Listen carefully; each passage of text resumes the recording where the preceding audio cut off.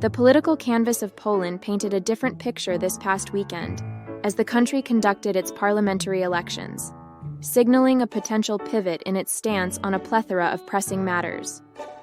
The Law and Justice Party had been the maestro of the political orchestra for about 7 or 8 years, epitomizing a nationalistic, conservative refrain, notably in the realm of migration policies.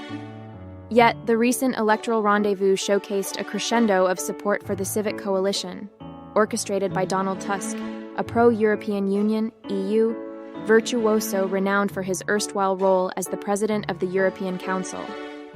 As Donald Tusk re-enters the political stage, leading the Civic Coalition, the established order faces a formidable critique.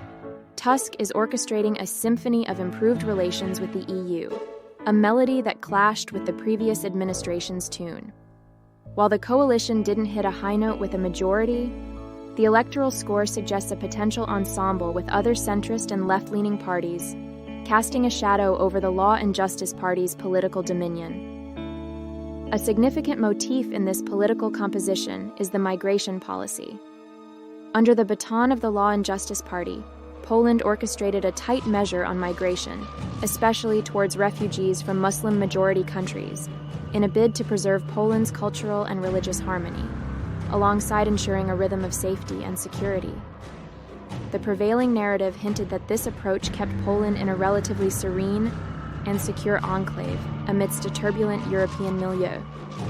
On the other hand, Tusk strikes a discordant note, criticizing these migration policies and accusing the Law and Justice Party of orchestrating a political misstep by not harmonizing with the broader European stance on migration. Tusk, in a deft political maneuver, also highlights a dissonant chord, a scandal concerning the alleged expedited processing of work visas for migrants from certain nations, in return for bribes under the vigilant eyes of the Law and Justice Party. This scandal, Tusk argues, belies the party's professed rigorous stance on immigration, albeit it mainly orchestrated a passage for migrants to other EU countries rather than a vacation in Poland. The electoral ballet displayed a remarkable turnout, the highest since communism's curtain call in 1989, underscoring the gravity the Polish populace ascribes to these issues. As Tusk and his coalition revel in what they perceive as a victory for a more pro-European narrative, the exemplary views this shift with trepidation, fearing it might conduct a loss of national autonomy and a deviation from conservative values which, they believe, have kept Poland relatively stable and secure amidst a turbulent European scenario. This unfolding political drama in Poland is a vignette of the grander ideological opera across Europe, juxtaposing nationalistic conservatism against a more globally tuned liberalism. As Poland navigates through these changing political winds, the repercussions of this struggle compose its future narrative, especially in its relations with the EU, and its stance on crucial social and security discourses. As the political landscape continues transforming, one undeniable truth resounds.